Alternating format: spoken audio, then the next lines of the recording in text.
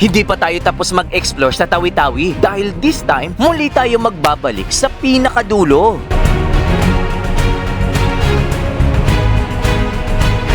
Grabe to. Ilan pa ba to? Isa, dalawa, tatlo, lima pa pala to. 5 baitang yung aakyatin nyo ditong vertical ladder. Tingnan nyo to, oh. Para siyang puffer fish. 200. Tignan nyo naman tong isda. Malamang kilala nyo to dahil itong mismong hawak-hawak natin tinatawag na pagkatapos ng halos ilang oras na pagbuyo sa mga malalaking alon, narating muli natin itong tinatawag na panggungan. Handa na ba ulit kayo? Kung oo, pwes tara samahan nyo ako dahil bibisitahin natin muli ang boundary ng Pilipinas at ng bansang Malaysia.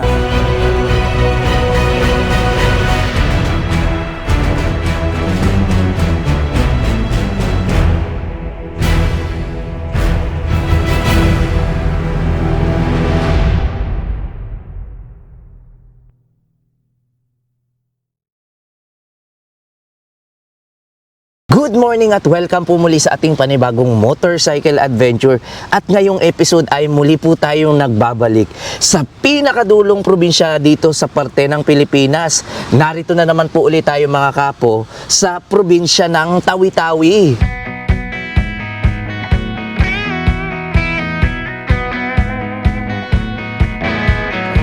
Marahil naman siguro napapansin nyo na napakaganda ng pinagtuluyan natin dito sa mismong Bungaw, Tawi-Tawi. Nga pala dito tayo nagstay, wala nang iba sa isa sa mga naggagandahang beach resort. Ito yung tinatawag nilang Bihing Tahik. Every time we try to break it down and build again. Every time we try to make up for something lost. You know, we're never letting go. Napakaganda ng lugar na pinagtuluyan natin dahil nasa gilid lamang ito ng dalampasigan. Ayun mga kapo, tingnan nyo, puting-puti yung buhangin. Tapos itong mga tinuluyan natin or yung mga bahay na nakikita nyo yan, Malabali inspired. Napakagandang spot nito at meron din sila ditong swimming pool na kung saan kapag sawa na kayo sa dagat, maligo kayo sa dagat, meron naman ditong maganda at malinis na pool na nakaharap mismo sa dalampasigan. Let's keep this dream alive, the art of letting go. Hindi na po tayo nagmotor at nagpakapagod ulit. Tulad nung ginawa natin nung nakaraang taong 2024, nung narating natin itong Tawi-Tawi. Dahil ngayong 2025 ay sumakay na lang po tayo ng eroplano. Bali, ang naging ruta po natin is Manila, Zamboanga City. Tapos Zamboanga City pa Bungaw, dun sa may Sangga-Sangga Airport dito sa may Tawi-Tawi. Kaya maraming salamat po Rada Travel and Tours sa pag-asikaso sa atin. Mula Manila, papunta po dito sa may Tawi-Tawi dahil connecting flight po yung gagawin ninyo. Pwede nyo pong bisitahin at mag-inquire po kayo sa Facebook page ni Rada Travel and Tours dahil hindi lang po mga tour packages dito sa Tawi-Tawi ang meron sila. Meron po silang mga tour packages across the Philippines at meron din silang international tour packages. Kung meron kayong mga dream destination, ay pwede nyong i-inquire sa Rada Travel and Tours. Bago ko ipakita sa inyo yung naggagandang accommodation dito sa resort na tinuluyan natin, ipapakita ko sa inyo yung dalampasigan. Hindi kasi tayo makapagpalipad ng drone ng matagal dahil malapit na lang po dito yung Sangga-Sangga Airport. Nakapagpalipad naman tayo pero 90 seconds lang yung ibinigay sa atin ni DJI. At ito na yung dalampasigan dito sa may Bihing Tahik. Tingnan nyo, ayan, dako tayo on the spot. Iyon, oh, puting-puti. Napakaganda ng buhangin dito at may mga cottages dito. Ayan, oh, meron din sila ditong talay-tayan na kung saan pwede kayong maglakad. Meron din parang clubhouse sa gitna ng dagat. Napakaganda ng buhangin dito sa mismong resort na tinuluyan natin. Ito yun mga kapo, tignan nyo. Yung accommodation nakatapat sa mismong karagatan.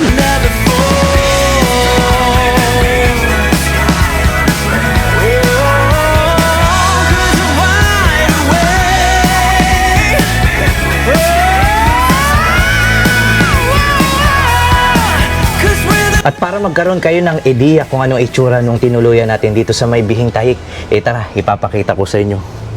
Welcome sa tinuluyan natin. Tingnan nyo kung gaano kaganda at kung gaano kabongga.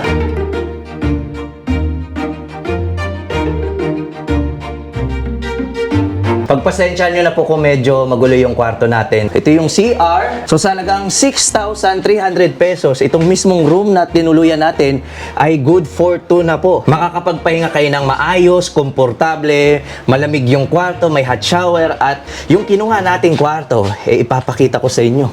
Tignan nyo to. Tara, labas tayo. Poolside lang yung kinuha natin. Ayan, tignan nyo, labas tayo. Tara. O, di ba? Ang ganda ng lugar na kinalalagyan natin at sa halagang 6,300 pesos ay may enjoy nyo nang magstay dito sa isa sa mga world-class beach resort dito sa Tawi-Tawi. Good for 2 packs na po yung 6,300 pero yung kwarto ay pwedeng mag-accommodate ng hanggang 4 na tao. Bali mag-a-additional na lang po kayo ng 1,200 pesos kada isang tao kung ima-maximize nyo itong mismong kwartong tinulugan natin dahil kasya po dito hanggang 4 na tao. Tingnan nyo. Ayan o. At tabi lang po ng pool yung kwarto natin. Pwede kayong maligo dito at pwede kayong maligo doon sa may dagat.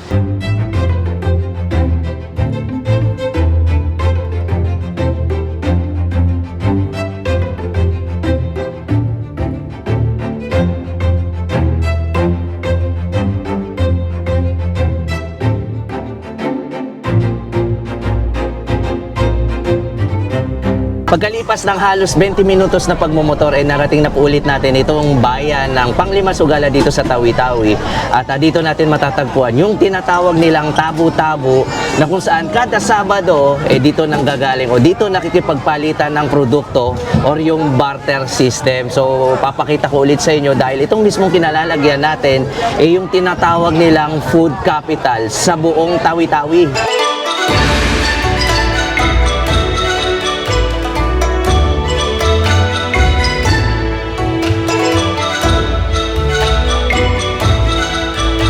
At syempre, dahil nandito tayo sa food capital ng Tawi-Tawi, hindi natin palalagpasin na mag-food trip muli dito sa mismong Tabu-Tabu nila. So mamaya natin ipapakita yung barter trade na ginawa natin nung nakaraan. Mag-food trip muna tayo ngayong umaga. So nandito lang sa ating gilid. Good morning po, ma'am. Morning. So, katulad nga ng sinabi ko sa inyo, itong Panglima Sugala, nandito po yung food capital ng buong Tawi-Tawi. Kaya dito sa mismong kinalalagyan natin, makikita nyo yung lahat ng produkto magmula sa agriculture, fisheries, at lahat. Kasi dito rin nagaganap yung barter system. Siyempre, may mga pagkain din katulad nito. Ma'am, ano pong tawag po dito? Patulakan. Patulakan. So, ito yung patulakan, 5 pesos lang. So, kakarating lang natin ulit dito sa may Panglima Sugala. Pagkain agad yung hinanap natin. So, tikman natin tong patulakan, 5 pesos lang. Late ko na nalaman nung huling pagbisita natin dito sa Tawi-Tawi na itong mismong Panglima Sugala pala yung food capital nila. Kaya bumalik tayo ulit from Manila, tas lumipad tayo sa Tawi-Tawi. Tingnan nyo to. Tikman natin to. Parang siyang suman. Tapos may asukal yun. Saktong-sakto. Patukalan ko? Patulakan. Patulakan. Patukalan. So ito yung lasa ng patukalan. Ano ba? Patulakan. Patulakan. So ito yung patulakan. Para siyang lasang suman. Nako.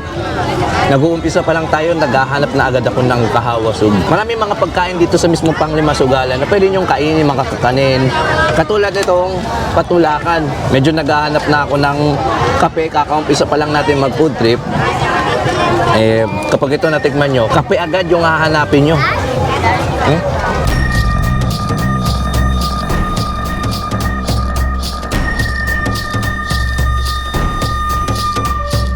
Bukod sa barter system, mga masasarap na pagkain, dito sa mismong Tawi-Tawi o dito sa mismong Panglima Sugala, yung mga isda na pwede nyo mabili dito sa mismong merkado o yung tinatawag nilang tabu-tabu, wala pong timbangan. Ang unang mapapansin nyo dito sa mismong Panglima Sugala, wala po ditong timbangan kahit isang peraso. Dahil yung mga isda na binibenta dito sa mismong tabu-tabu o parang palengke nila, per tumpok katulad nito. Pila silang tumpok? Ang buo. Ang gatos. 50 daw, 50. Ah, 50. Pakita nyo naman kung gaano kamura ito. Tignan nyo to. Hindi ko alam kung anong tawag dito. Ay, grabe. Di ba, kinakain to? Hindi. Ha? Di ba, hindi, lason? Hindi. Tingnan nyo to. Para siyang puffer fish. Nakakain pala to dito? Nakakain ito. Hindi to yung may lason. Ay, iba pa yun. Ah, wow. Grabe oh. Tignan nyo, isda. Pila sin? 70 pesos. At ang may napansin ako dito sa mismong tabo-tabo dito sa may Panglima Sugala. Ito. Kakaiba oh. Iyan oh. Pila sin ang tumpo kuya? Magkano tumpo? 200. 200. Tignan nyo naman tong isda. Malamang kilala nyo to dahil itong mismong hawak-hawak natin tinatawag na parrot fish. Dito sa mismong Tawi-Tawi, itong mga ganitong klaseng isda ay abundant pa o marami pang huli kaya kung mapapansin nyo dito binebenta nila 200 per tumpok. Oh. Anong masarap na luto dito kuya? Ito. Prito. Oh.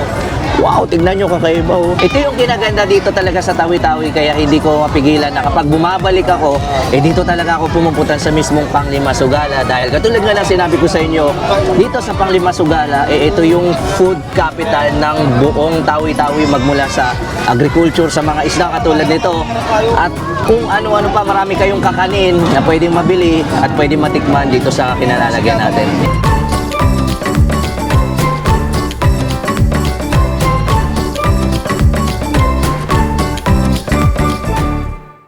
Pagkatapos ng ating huling adventure ay bumiyahe tayo dito sa mismong Chinese Pier kung saan sasakay tayo ng speedboat. So mula dito sa Bunggao, erekta na po agad tayo patungo sa may Sitangkay, Tawi-Tawi.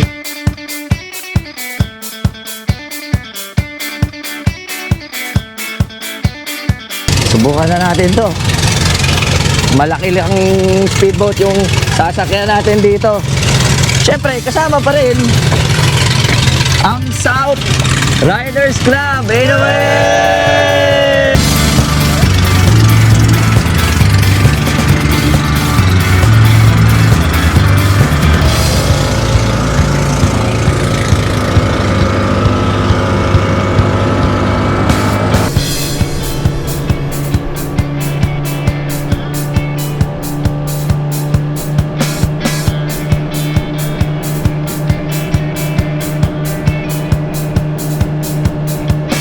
Para magkaroon kayo ng idea kung gaano kabilis yung tinatakbo natin dahil medyo loaded tayo, tatlo yung makina na gamit natin. Ayan, nag-average tayo ng 29 kilometers per hour na speedboat. Ayan o.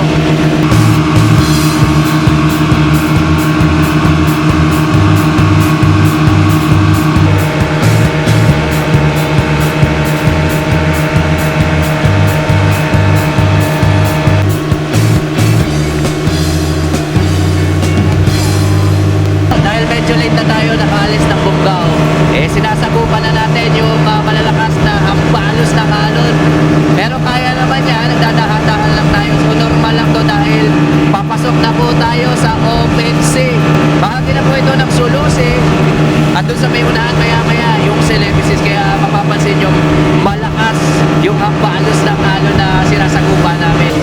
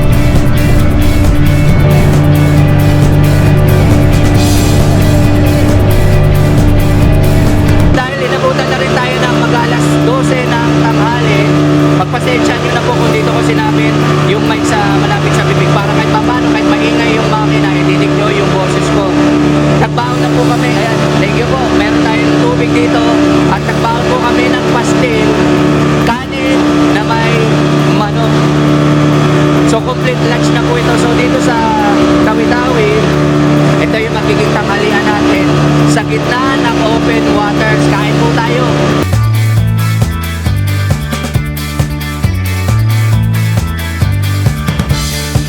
Kakaibang experience na naman yung nagawa natin. Footprint sa open waters. Kain po tayo.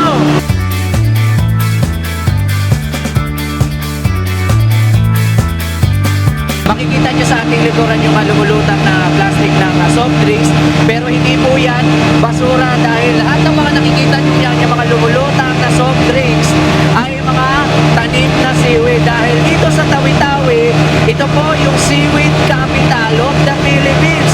Dito nyo yan makikita mga kamo sa mismong baybayin ng Tandubana. Tingnan nyo, napakaraming mga nakalutang na plastic ng soft drinks. Ulitin ko po, hindi po ito basura, puro po ito seaweeds katulad yan. Ang dami!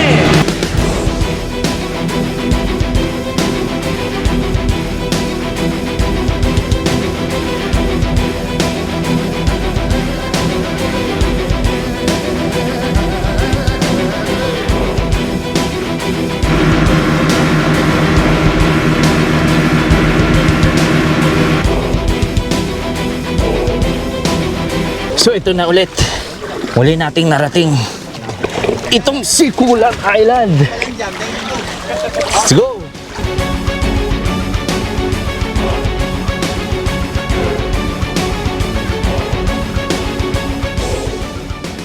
So hindi ko inaasahan na makakakita tayo dito sa mismong dalampasigan ng Sikulan Island, kung saan itong tambalang na nakikita nyo yan, ito yung isa sa mga seaweed na ipinangalan sa isang tao na si Tambalang. Ayan. Medyo brown siya, pero kapag nasinagan to ng araw, kulay pula. Ayan, malalaki yung stem niya. Oh. Meron akong konting napansin dito sa mismong Sikulan Island na kung saan yung dalampasigan, imbis na humahampas yung alon, yung tubig dagat dito, ipapunta lahat doon. Ang lakas ng sea current. Kung mapapansin nyo, yung mga debris o yung mga seagrass, dumadaloy papunta doon sa isang direksyon imbis na papunta doon sa mismong buhangin o sa may dalampasigan.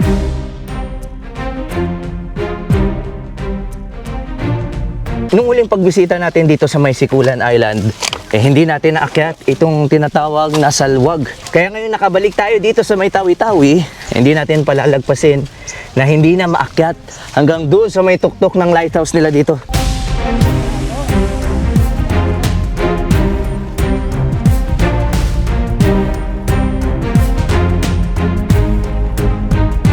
Katulad ng sinasabi ko sa inyo, itong mismong Salwag Lighthouse, kapag tinignan nyo sa offline maps or kahit sa Google Maps, itong mismo ng Sikulan Island, yung southernmost island dito sa Pilipinas. Etra, akyatin na natin itong pinakatuktok dahil pwedeng makaakyat hanggang dun sa viewing deck.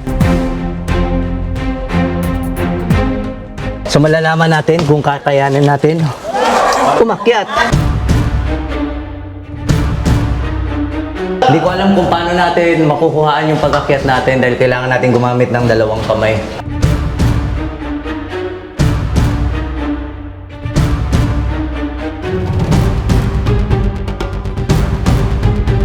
So medyo challenging ito. Akyat tayo dito. Kailangan natin umawak talaga.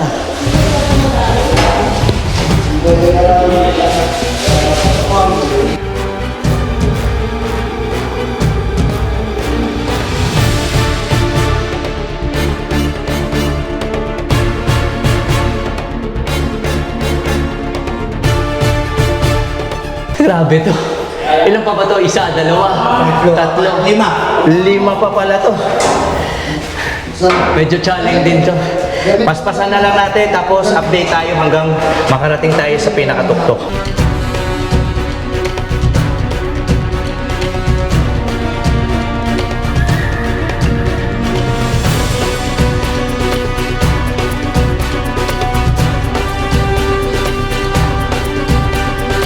Grabe.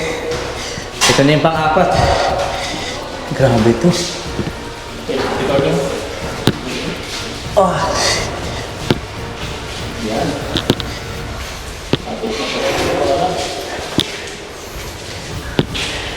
5 baitang yung aakyatin nyo ditong vertical ladder. Ito pa lamang yung pang-4. Let's go!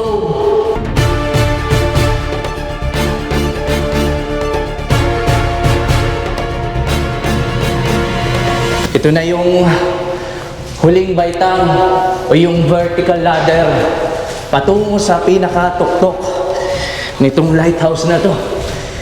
Grabe to.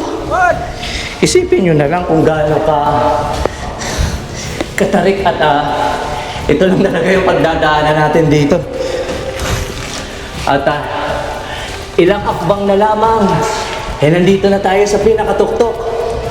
Ito na yun. Grabe, sa wakas narating din natin. Wow!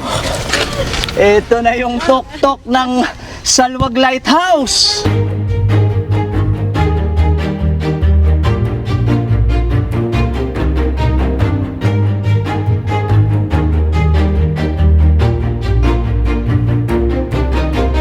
Ito ang Sikulan Island, ang southernmost island ng Pilipinas. Hindi pa ito ang pinakadulo pero ito naman ang pinakakatimugang isla. Pwede nyo tignan sa Google Maps at isearch ang Salwag Lighthouse. Nang sa ganun ay magkaroon kayo ng ideya kung saan parte ito nakapwesto. Wala kayong ibang gagawin dito sa Sikulan Island dahil raw at untouched pa yung lugar. May taglay ding magandang dalampasigan itong isla. At kung gusto nyo ng adventure ay pwede nyong akyatin yung bagong lighthouse. Kailangan nyo lang talaga mag-ingat. Dapat sureball ang bawat paghakbang dahil one mistake lang pwede kang dumiretso hanggang sa ibaba. Kaya bawal ito sa mahina ang loob. Sa ngayon, pwede pa ito akyatin pero paunti-unti lang dahil pag nasa tuktok ka na ay umaalog ang lighthouse. Dala ng hangin na humahampas. Pero kapag nasa tuktok ka na, siguradong makikita mo ang 363-degree view ng buong isla ng Sikulan.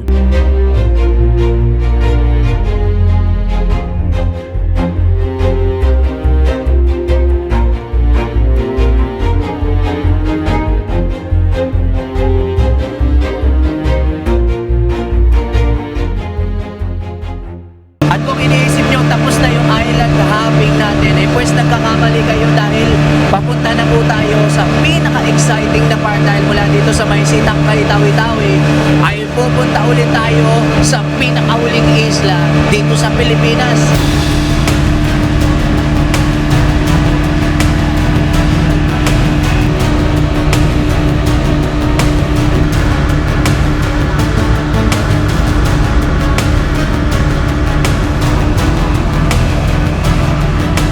Dito sa may Sitangkay, Tawi-Tawi, kung mapapansin nyo, kahit nasa gitna tayo ng laot o ng karagatan, nagbabagal pa rin tayo dahil kung titignan nyo malalim ito, pero shallow area po ito or yung parang mabababaw kaya nagmamabagal tayo, nagdadahan-dahan tayo para hindi po sumayad itong speedboat na sinasakyan natin.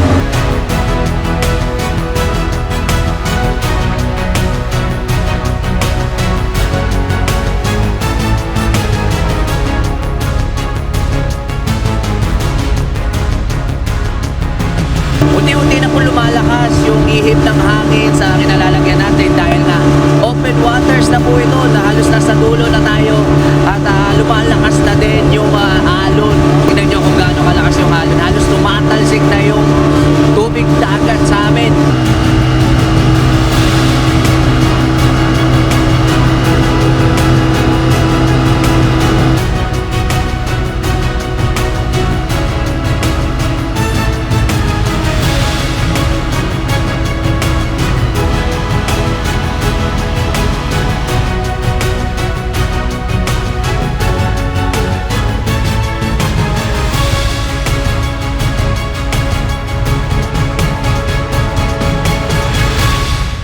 Andito na ulit tayo mga kapo pagkatapos ng halos ilang oras na pagbuyo sa mga malalaking alon. Narating muli natin itong tinatawag na Panggungan.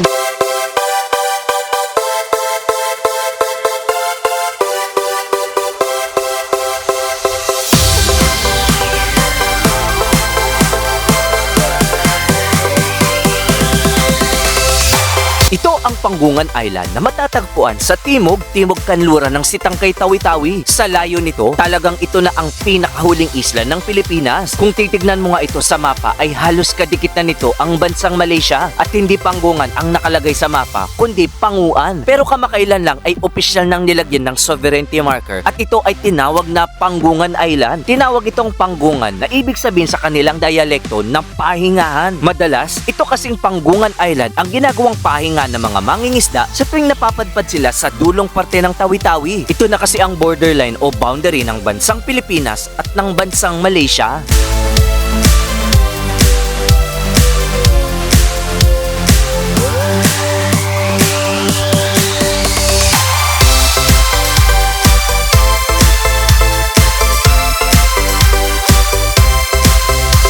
At para magkaroon ulit kayo ng ideya kung gaano kaganda yung buhangin dito sa pinakadulong isla ng Pilipinas, dadako tayo on the spot. Tingnan nyo. Grabe oh, puti din. Malapulbos din. Lahat ng nakikita nyong isla na yan mula doon, ayun, yung malaking bundok na yan, Malaysia na po talaga.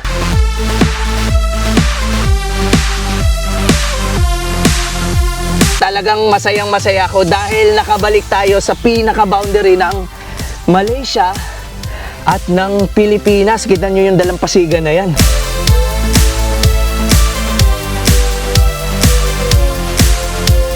Tingnan nyo naman kung gaano kaganda itong pinakadulong isla sa Pilipinas. At naniniwala ako balang araw itong mismong kinalalagyan natin, itong probinsya ng Tawi-Tawi ay magiging sikat na tourist destination. Balang araw, tandaan nyo itong sinabi ko mga kapo, magiging sikat na tourist destination din itong Tawi-Tawi.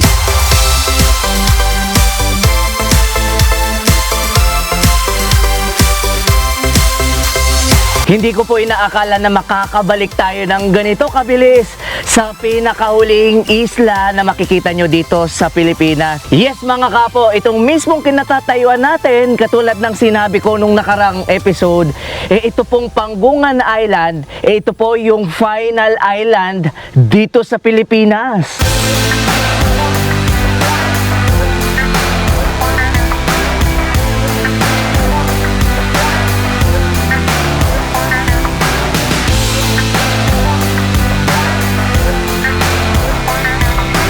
Hindi ko po ine-expect na makakabalik tayo ng ganito kabilis dito sa pinakadulong isla ng Pilipinas.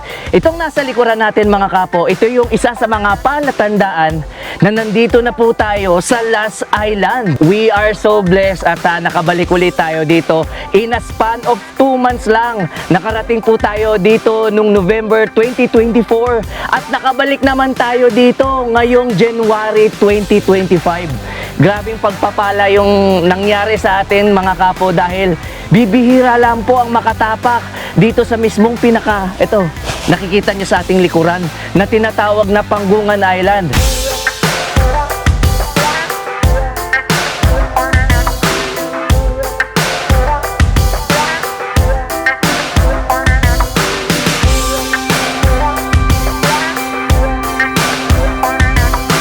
At dahil muli tayo nakarating dito sa pinakadulong isla ng Pilipinas, ito naman yung unang pagkakataon na may papakita ko sa inyo yung nasa likuran na natin. Dahil yung unang pagbisita natin dito sa mismong isla ng Panggungan, hindi po kita yung Malaysia, pero ngayon kita nyo.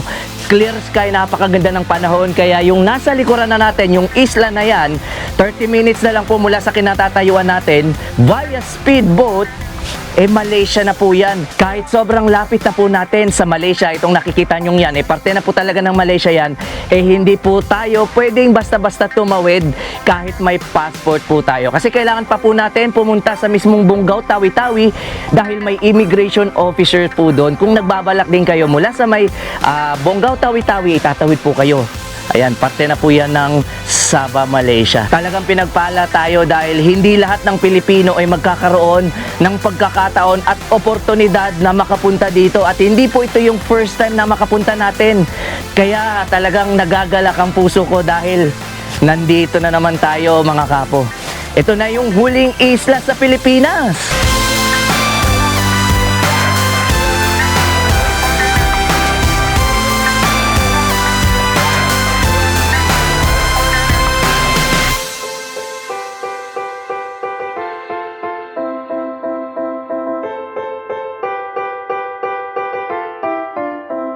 kung napanood nyo po yung huling episode natin, yung unang pagpunta natin dito sa may Panggungan na island, ay makikita nyo na dito rin sa mismong isla ng Panggungan, makikita yung huling gumagawa ng lepa or yung traditional na banig dito sa mismong isla. At makikita nyo rin dito sa mismong isla na kinalalagyan natin, lahat ng mga kababaihan dito naglalagay na parang clay sa kanilang mukha bilang kanilang beauty products at pampakinis ng kanilang mga balat. Yung pampangganda ng mga kababaihan, yung parang borak na tinatawag tas pinapahid nila sa mukha katulad nito. Ang galing, oh, di ba?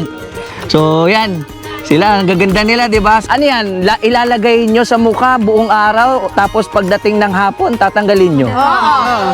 So lahat kayo?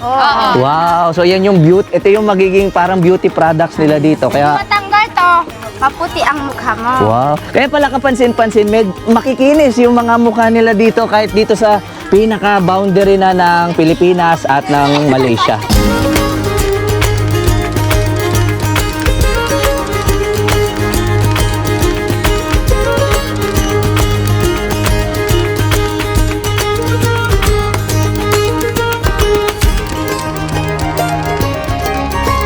At dahil napapagitnaan itong mismong isla ng Panggungan ng mga karagatan, syempre pangunahing kinabubuhay ng mga taga dito, ito, katulad nito, itong mga clams or mga taklobo. Marami kayong makikita mga ganito dito sa mismong dalampasigan, lalong-lalo na doon. So bali kinukuha nila yung laman, katulad nito.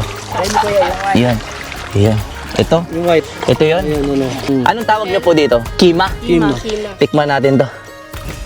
Oh, crunchy nga. Crunchy. Para malaman nyo yung lasa, crunchy siya, na parang ngumunguya ako ng pusit. Maalat-alat. Bago sa panlasa natin, ito yun, oh.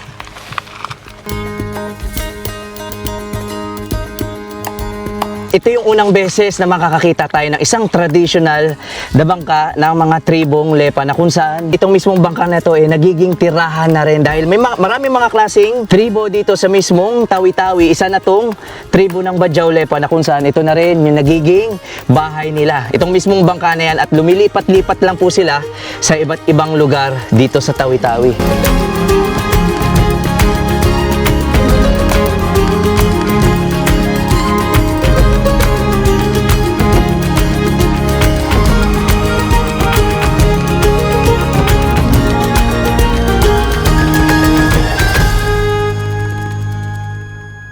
Marahil napapansin nyo naman siguro sa ating likuran kung gaano kaganda at kung gaano kalinaw yung tubig dito sa may dalampasigan ng Mardanas Island. At dito ko na rin po sasagutin yung matagal nyo nang tinatanong sa ating YouTube channel kung ano yung drone na ginagamit ko para i-capture yung mga ganitong klaseng kagagandang isla at mga lugar sa iba't ibang probinsya ng Pilipinas.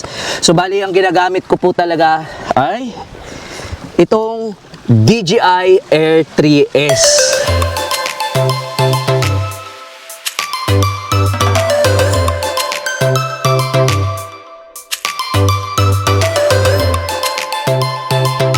Itong mismong hawak-hawak natin na drone na DJI Air 3S, yung madalas na gamit-gamit ko na sa mga nakikita nyong mga video ko, sa mga aerial shot, Mapa Luzon, Visayas, hanggang dito sa may Tawi-Tawi. Ito yung isa sa mga top of the line at ang isa sa mga magagandang line-up ng drone ni DJI. So, ito na yung matagal nyo nang tinatanong at bakit ito yung napili ko dahil meron tong 45 minutes flight time at ito lang yung kauna-unahang drone ni DJI na may LiDAR. Ito yung LiDAR niya. Hindi tayo bihasa o professional pagdating sa product review pero bibigyan ko na rin kayo kung ano yung pinagkaiba ng drone na to sa mga drone na nakikita nyo sa merkado. Bukod sa napakahabang 45 minutes flight battery at yung LiDAR sensor nitong drone na to, yung camera na mismong nakikita nyo sa inyong mga screen, meron pong 1-inch sensor at hindi lang po isa yung camera niya dahil merong 24mm at 70mm. Napakagandang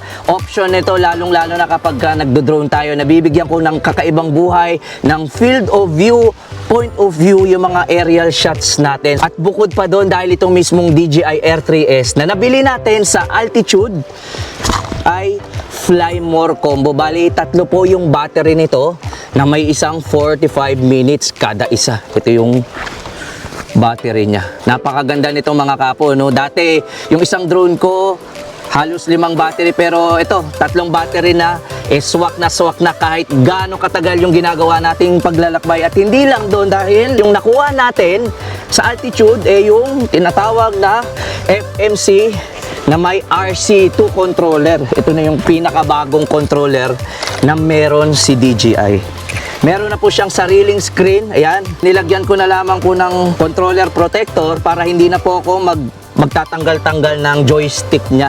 Para kapag nasa location na ako at gusto ko nang paliparan kaagad yung napakagandang spot, katulad ditong Mardanas Island, ay uhugot na lang ako ng drone at i-on ko na lang yung controller. So hindi ko na kailangan baklas tanggal nitong joystick, kasi prone mawala po yung joystick kasi halimbawa maliit lang po siya, kaya hindi ko na tinatanggal, nilagyan ko na lang po ng cover katulad nito.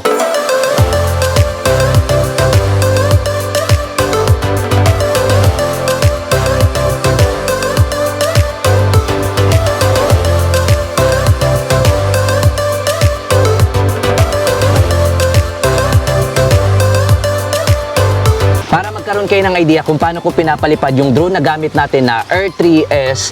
Nga pala, kung nagbabalak kayong bumili ng mga DJI drone, pwede nyong i-consider at pwede nyong bisitahin yung Altitude. Visit nyo lang yung Facebook page at website nila.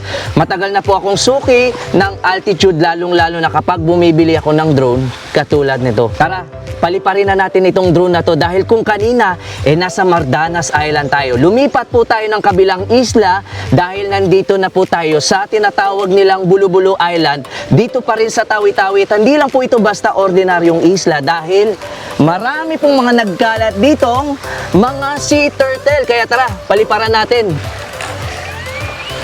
Nga pala, mabanggit ko sa inyo, sa mga drone pilot na katulad ko, mag-invest po kayo sa lanyard para safe yung controller nyo. Tara, paliparan na natin to.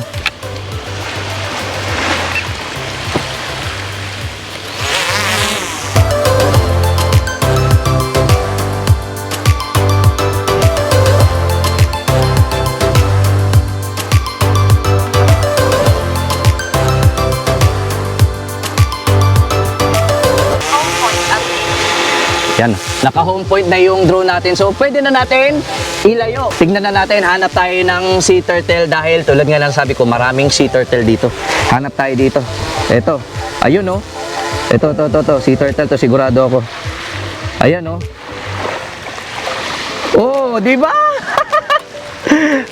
Unang try pa lang, nakahanap na tayo. Ayan oh. Tingnan nyo, ito siya oh. Isa. Marami pa. Tingnan nyo to, zoom natin. Yung kinaganda dito sa drone na gamit natin, may zoom talaga. Tingnan nyo kung gaano ka-quality. 4K resolution ang gamit natin. Nakakapag-zoom tayo times 3. Marami po talaga mga baby pawikans dito sa may Bulu-Bulu Island. Kaya ito yung isa sa mga pwede nyong bisitahin kapag nandito kayo sa Tawi-Tawi. Tara, hanap pa tayo. Isa. Ito pa, zoom ko na. Dalawa. Ito pa yung isa. Tatlo. Ang dami.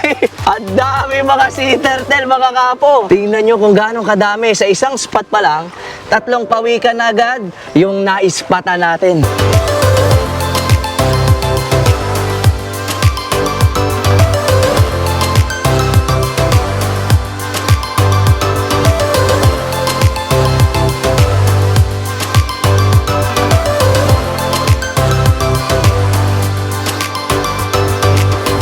Ngayon dito sa mismong isla ng Bulu-Bulu, napag-alaman natin na yung bibili natin ng mga produkto dito, gagamitan na natin ng perang ringgit. Hindi na tayo gagamit ng peso dito dahil ito na, ringgit yung gagamitin na. Magkano yung halaga nito pagka sa peso? 600 plus. Ito, 50 Malaysian ringgit. Tara, bili tayo dito.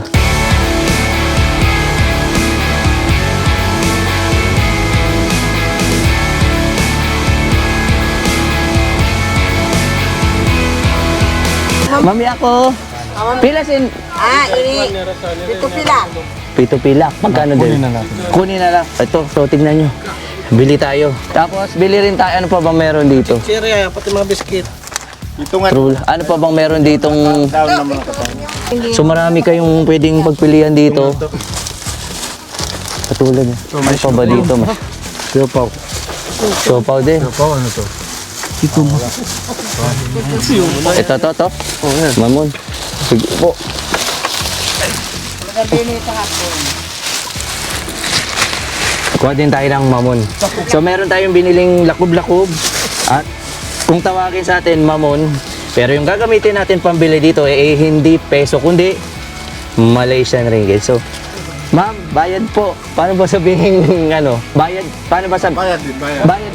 Bayad po. Kawan. Okay na po yan. Ano? So ayos, at least na-experience natin kung paano mamili na hindi gamit yung pera natin na peso. Dahil kita nyo naman, Malaysian ringgit. Ito, mga nabili na ito, ang dami. Worth 500 pesos. Marami-rami na yung nabili natin.